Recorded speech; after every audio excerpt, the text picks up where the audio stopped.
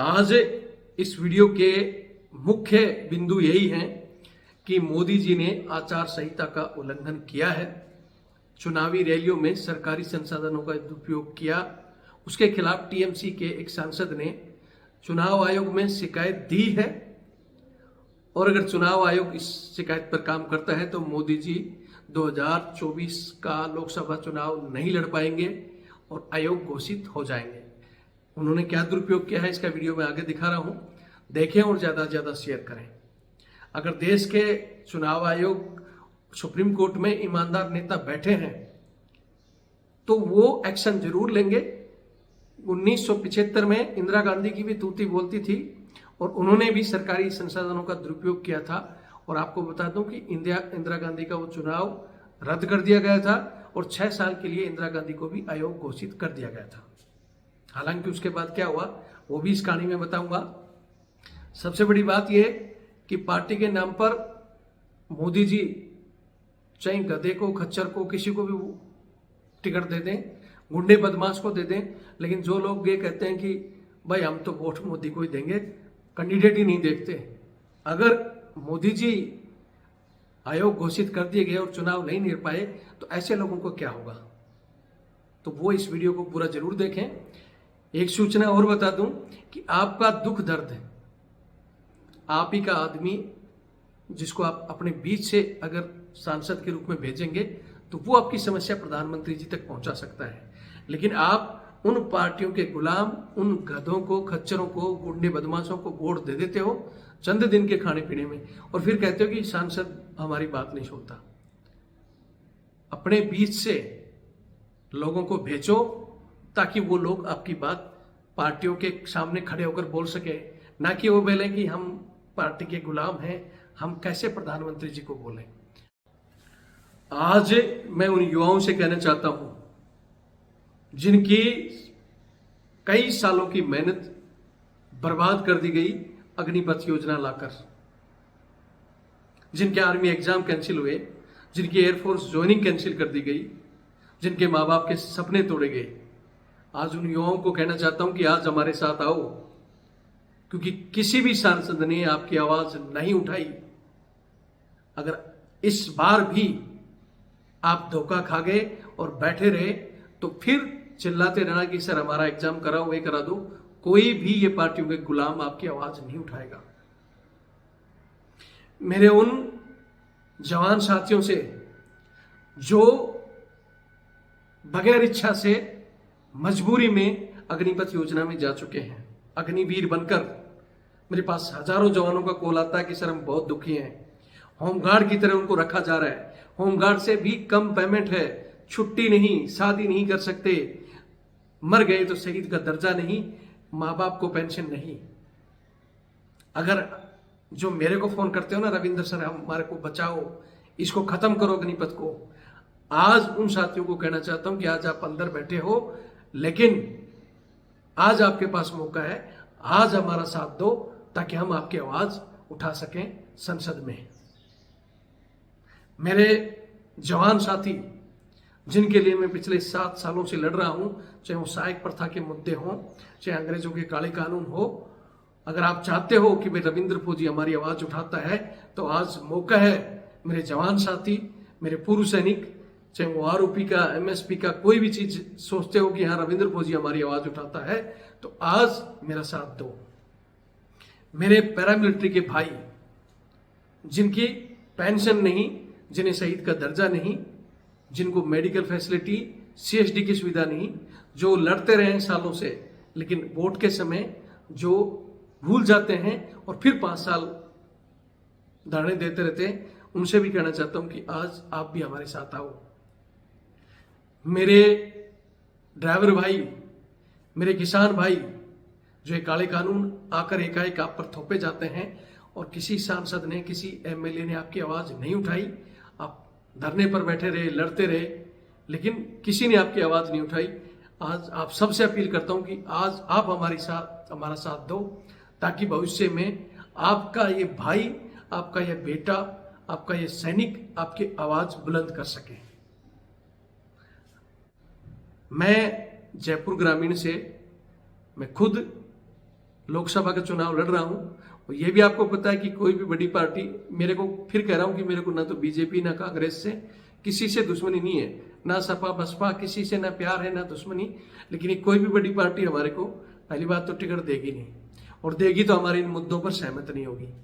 इसलिए मैं इंडिपेंडेंट चुनाव लड़ूंगा, या हमारी एक पार्टी जो सैनिकों की बनाई जा रही है वो चुनाव आयोग में अपने चुनाव चिन्ह के लिए लड़ाई लड़ रही है। जल्दी उसका नाम बता दूंगा, हो सकता है मैं उस पार्टी से इलेक्शन लड़ूं या इंडिपेंडेंट लड़ूं।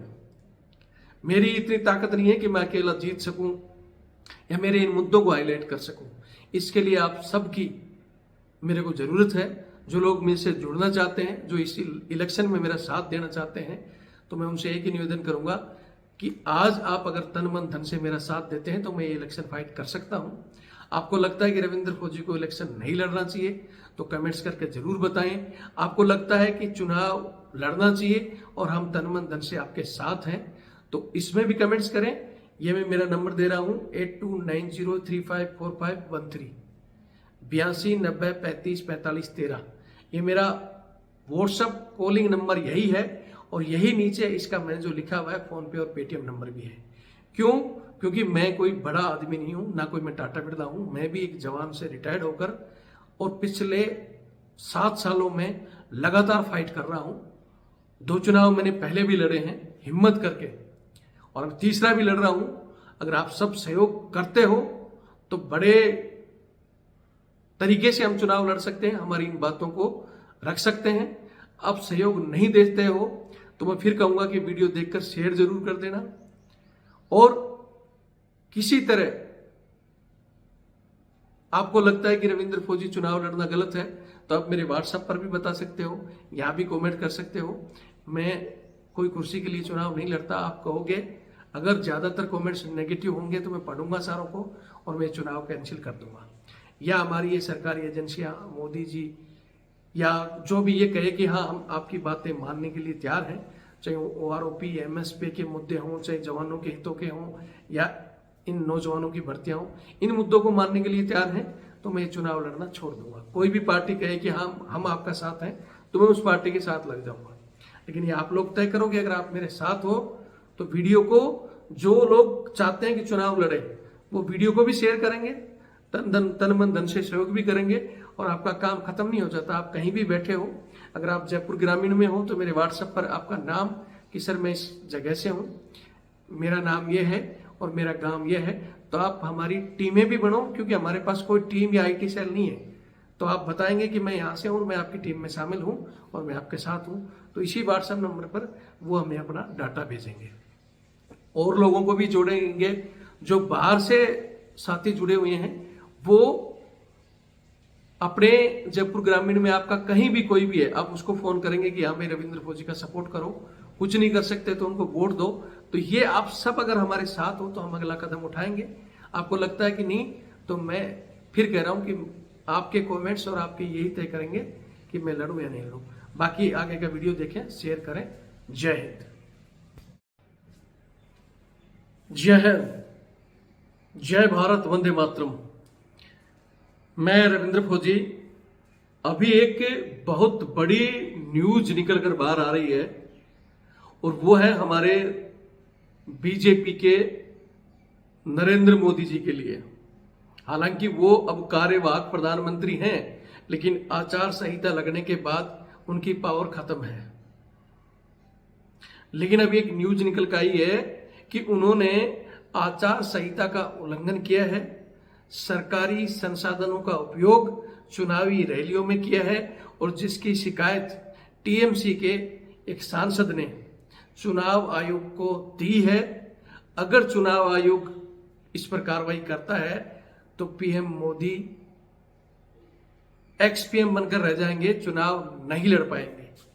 मैं आपको वीडियो दिखाता हूं, जिस वीडियो को हमारी PTI press trust club of India, जिसने अपने ट्विटर हैंडल पर उस न्यूज को डाला है, और उसको देखकर ही बवाल मचा है।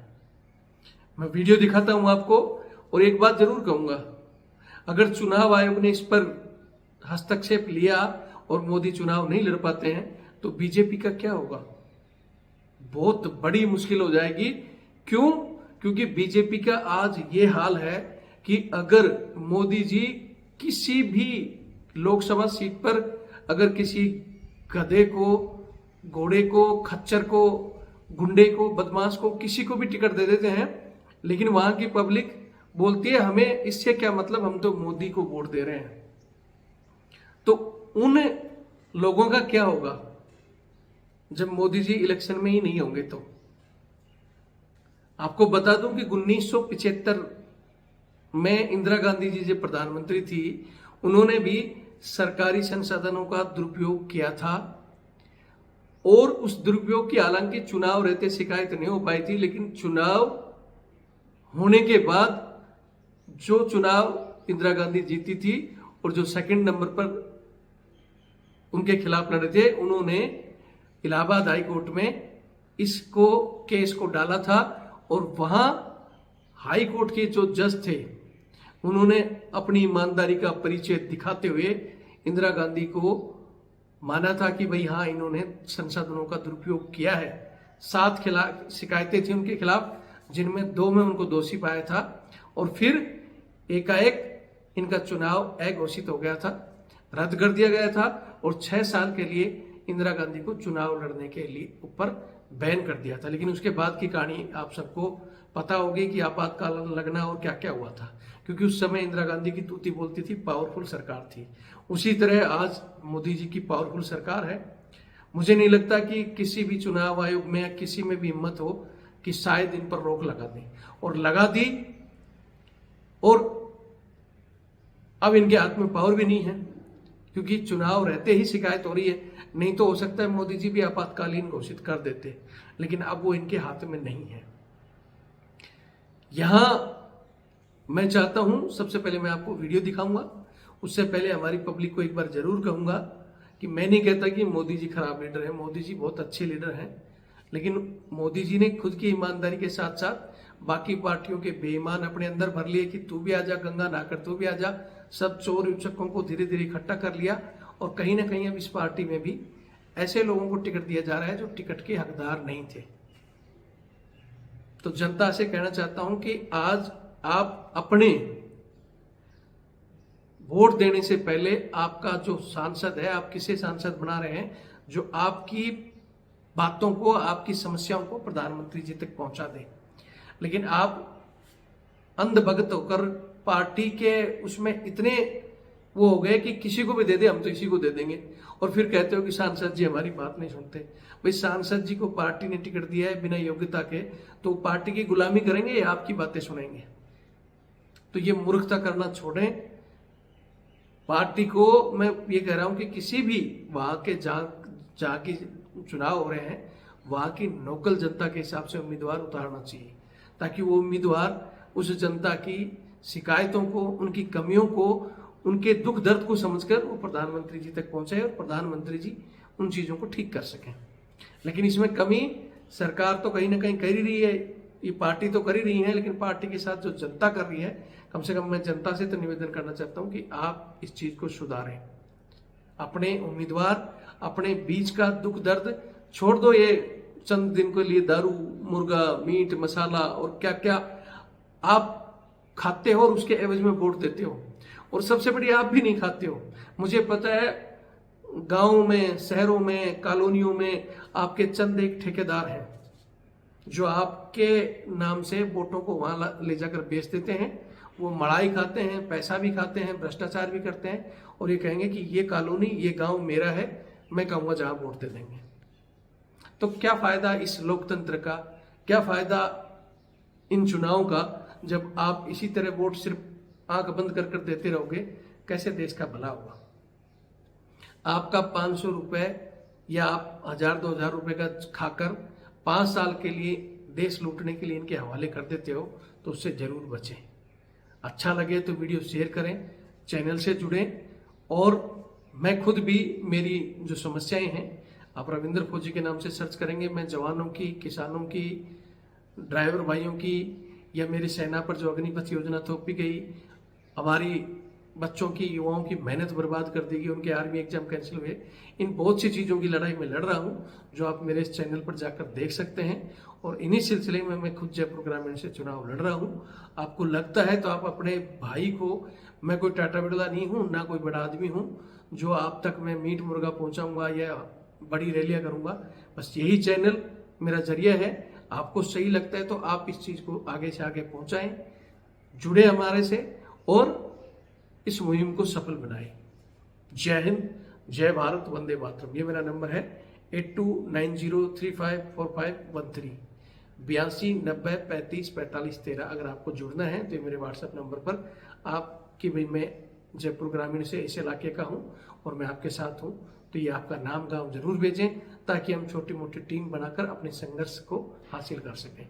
बाकी तो दोस्तों, ना हम इतने बड़े नेता हैं और ना ही बड़ा नेता आपकी कोई सुनेगा।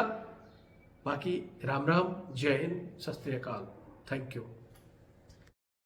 ఒక్క ఛాన్స్ రాష్ట్రాన్ని లేకుండా చేసేటువంటి పరిస్థితి ఏదైతే ఉందో దానికోసమే నిరసిస్తూ ఇవాళ ఈ ప్రజాగళం అని చెప్పి తెలియజేస్తూ ఉన్నా.